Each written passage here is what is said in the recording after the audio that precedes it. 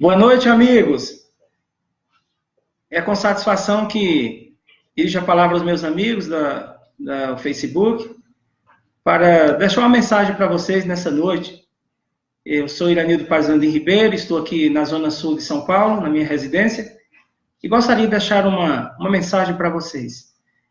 Morei uns 2 anos na cidade de Curitiba e lá conheci um senhor de nome Heberto Flaus, e nós chamávamos ele carinhosamente de irmão Nico. Uma vez ele me contou uma história.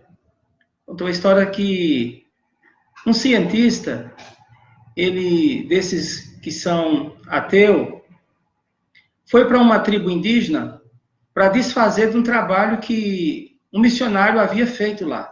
O missionário tinha traduzido a Bíblia do dialeto dos índios e esse cientista foi lá para desfazer daquele trabalho, falar que aquele trabalho era história de carrochinha, que a Bíblia não tem poder de nada, papel aguenta tudo, que foi feito pela mão do homem e que não há nenhuma inspiração, que é um livro comum. Ele me contou essa história. E eu fiquei analisando aquela história que o irmão Heberto Flaus contou para mim, conhecido como irmão Nico. Aí disse que lá tinha um chefe índio chamado Cataragosso, naquela tribo. E Cataragosso ouviu a história daquele cientista e olhou assim para ele e falou: olha, eu vou te perguntar uma coisa. Você está vendo aquele santo livro ali? A Bíblia Sagrada? Que você fala que não tem poder de nada, que apenas é um livro qualquer, que foi escrito por homens, e é como se fosse um conto de fadas. Você está vendo também aquele fogo aceso ali? Aí mostrou para o fogo, né? E você está vendo aquele espeto ali? E aquela pedra, você está vendo? E o cientista falou: sim, estou vendo. Pois eu vou te falar uma coisa. Se não fosse aquele santo livro ali, a Bíblia Sagrada, que você fala que não tem poder de nada, eu já tinha quebrado a sua cabeça com aquela pedra, já tinha lhe espetado com aquele espeto e te assado naquele fogo e comido. Porque eu era um canibal, eu comia carne humana. Mas um dia, um missionário traduziu a Bíblia no meu dialeto e o evangelho entrou na minha tribo. E esse livro que você fala que não tem poder de nada, me transformou, mudou a minha vida. E é graças àquele santo livro que você fala que não tem poder de nada, que você ainda está vivo. Pois, do contrário, você era o meu jantar de hoje, tinha sido o meu almoço e meu jantar de hoje. Aquele cientista que foi para lá para desfazer o trabalho do missionário, juntou ali as coisas dele e deu linha. Foi embora. Olha, gente, eu tenho 48 anos. Quando for agora, no próximo dia 10 de outubro, eu vou completar 49. E ao longo da minha vida cristã, eu tenho visto pessoas que viviam à margem da sociedade, à medida que entram em contato com esse santo livro, a Bíblia, são transformados. Eu poderia encontrar aqui muitas histórias de muitas pessoas que, ao estudar esse livro, foram transformados. Mas eu vou apenas falar uma coisa para vocês. Vou fazer uma pergunta para vocês. Se com a leitura desse santo livro, a Bíblia Sagrada, um canibal, alguém que comia carne humana, alguém que era um ignorante, mudou o seu hábito e passou a ser uma pessoa diferente, o que será que pode existir na minha vida e na tua vida que Deus não possa transformar, que Deus não possa mudar com a leitura da palavra dele? Esse é o único livro do mundo que tem poder para transformar vidas, tem poder para mudar os hábitos das pessoas. A palavra de Deus é viva e eficaz. Aqui no livro de Isaías, no capítulo 40, versículo 8, podemos ler assim: seca-se a erva, cai a sua flor, mas a palavra de nosso Deus permanece para todo sempre. Um ateu chamado Voltaire afirmou certa vez que para o século seguinte ficaria apenas a ideia de Deus, que para encontrar uma Bíblia seria necessário visitar um museu da antiguidade.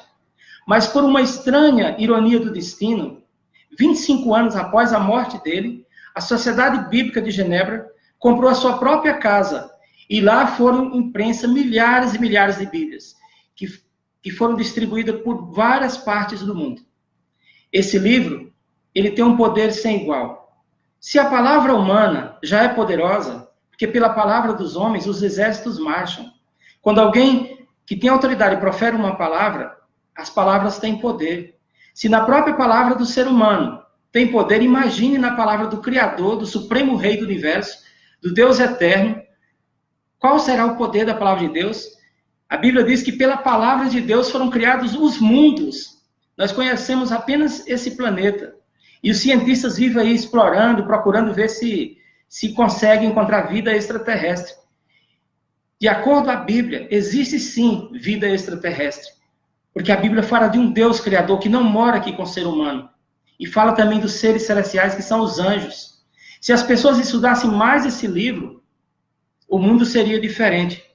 Um jovem, certa feita, ele falou assim: vou me casar, vou terminar meus estudos e vou embora para um lugar que não tem a Bíblia e que ninguém fale de Bíblia para mim. E ele fez, casou-se, foi embora para um lugar distante. Passou-se muito tempo sem ninguém saber notícia daquele jovem. Mas um dia chegou uma carta para o reverendo da sua cidade natal. E na sua carta dizia assim: por amor de Deus, me manda uma Bíblia. Porque o lugar onde eu estou se parece com o inferno. Porque as pessoas aqui não se respeitam. Não respeitam o espaço do outro. Não respeitam as famílias dos outros. Esse lugar é um verdadeiro inferno. Pois a prostituição, a promiscuidade sexual e a violência campeia por toda parte. E aí aquele reverendo mandou uma Bíblia para ele. O mundo só não está pior hoje porque existem homens e mulheres de Deus que compartilham trechos das Sagradas Escrituras. A Bíblia é ensinada nas igrejas, mas houve uma época no passado que a Bíblia também era ensinada nas escolas e nos lares, e não apenas nas igrejas. O mundo poderia ser melhor se a palavra de Deus fosse aberta em cada escola, em sua primeira aula, como fazem as escolas adventistas do sétimo dia no Brasil e no mundo. A Igreja Adventista do sétimo dia está em mais de 208 países. E em todas as escolas adventistas se tem um ensino religioso, inclusive nas faculdades adventistas. Eu sou adventista há 24 anos e sei que já trabalhei nas instituições adventistas. Trabalhei no NASP, SP, Campus São Paulo, Campus 1 em São Paulo, e via que cada primeira aula, os universitários faziam um culto a Deus. Estudavam um trecho das Sagradas Escrituras, cantavam hino e faziam oração. Nas escolas adventistas é da mesma forma. Então, meus caros amigos, meus caros irmãos, vamos valorizar esse livro sagrado, pois ele pode mudar o rumo das nossas vidas. Um dia eu conheci esse livro e hoje eu sou uma pessoa diferente. Ai de mim se não fosse a leitura desse livro. E eu digo para vocês, esse livro tem poder de mudar vidas humanas. E mudou a minha e também pode mudar a sua. Como falei no início, esse livro mudou a vida de um canibal, um chefe índio, um cacique de tribo indígena, que tinha a prática de comer carne humana. Era um canibal. E com seus dentes, ele falou uma vez assim: com esses dentes eu já comi muita carne de gente. E as pessoas tremeram quando ele falou isso. Mas a Bíblia um dia entrou na sua tribo e a vida dele foi transformada pela leitura desse livro. Se com a leitura desse livro Deus foi capaz de mudar um canibal, o que pode existir na minha vida, homem e mulher de bem do meu país, que Deus não possa mudar à medida que estudarmos a sua palavra? Eu te faço um desafio. Leia um trecho das Sagradas Escrituras todos os dias antes de você dormir, antes de você pegar no sono, e peça a Deus que lhe dê uma noite tranquila, uma noite de bênção. Ao amanhecer o dia, antes de sair para a sua rotina de trabalho, leia um pouquinho das Sagradas Escrituras, faça uma breve oração e saia para o seu trabalho. Se nós passarmos uma semana sem nos alimentarmos, o que é que vai acontecer conosco? Vamos ficar com a pressão baixa e vamos acabar desmaiando e finalmente morrendo. A Bíblia é alimento forte, alimento para a nossa alma. Devemos nos alimentar da palavra de Deus. Por isso tem um trecho nas Sagradas Escrituras que assim diz: encontrando a tua palavra, logo as comi.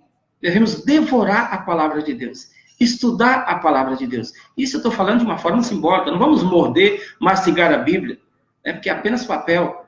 Devemos estudar a palavra de Deus, porque o mesmo Espírito Santo que inspirou os seres humanos, homens e mulheres, que foram 40 homens que escreveram a Bíblia, 40 autores, mas foram movidos e inspirados pelo Espírito Santo. Esse mesmo Espírito que inspirou os santos profetas a escrever a Bíblia, é o mesmo Espírito que acompanha a leitura da mesma. E ao fazer isso, seremos transformados pelo poder que há na palavra de Deus. Que Deus te abençoe, a você e a sua família, hoje e sempre. É o meu desejo sincero para mim, para cada um de meus amigos e de minhas amigas que me assistem nesse momento. Muito obrigado a todos, tenham a todos uma boa noite, na paz do Senhor Jesus. Maranata, o Senhor logo vem.